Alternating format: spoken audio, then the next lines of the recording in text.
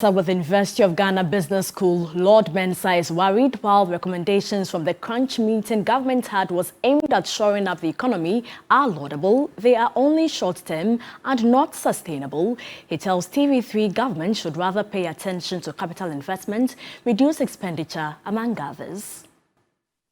The crunch meeting President Akufo-Addo held with his cabinet and advisers at Peduase ended with some key priorities aimed, to put simply, make our lives better.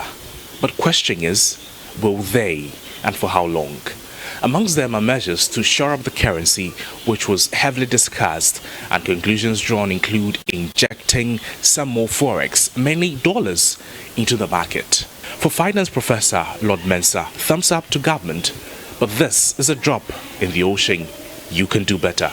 Whatever they're doing now, they're pumping the dollar, is going to be more or less stabilized for a while.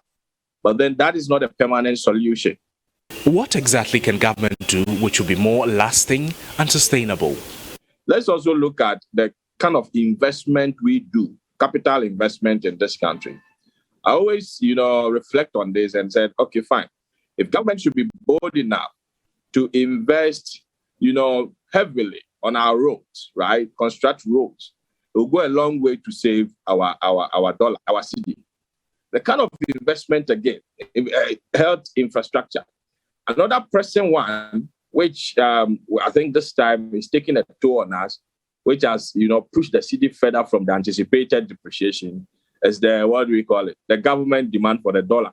And what more we can do, he says government should reduce its expenditure.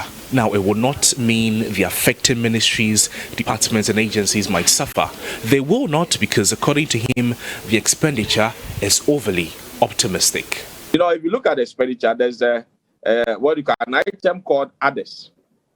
The others is more or less a typical non-earmark fund. So for me, if you look at the expenditure we have as we speak now, it's quite overly optimistic kind of expenditure. And I believe that if the finance minister should come through very well, they should be able to cut it to about 10 billion down. It remains like this. Until something drastic happens, the worst is yet to come. For TV3 News, Noble Crosby Allen.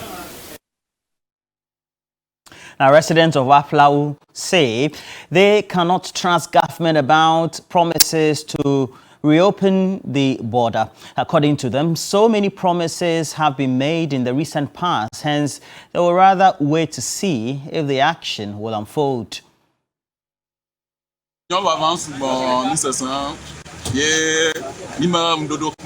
We have heard so much about this border closure and reopening, and now we are fed up with them. We don't care about what they say anymore. Whether they choose to reopen it or not, that's up to them. We have endured the hardship for 2 years, and God willing, we will survive.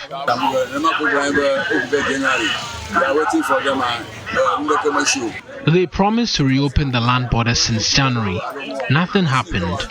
What is the guarantee that this time they'll keep their promise? We do not trust the government on this. What we are hearing is like a fairy tale. Until we see it with our eyes, we will never believe any promise coming from this government. Reopening the land borders is a welcoming news, but do they mean what they are saying? We have cried over this border closure many times. Government declined to listen to us. Whatever they deem fit, let them go ahead.